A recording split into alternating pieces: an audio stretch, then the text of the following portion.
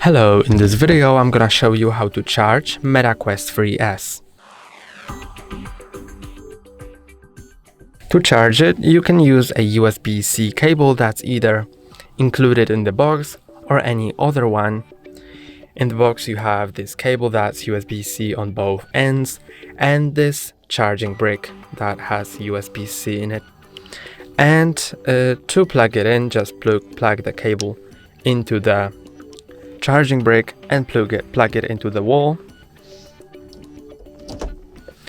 And then the other end should be plugged on the left side of your MetaQuest, and it should show this diode. When it's orange, then it's charging, and it should be green when it's fully charged.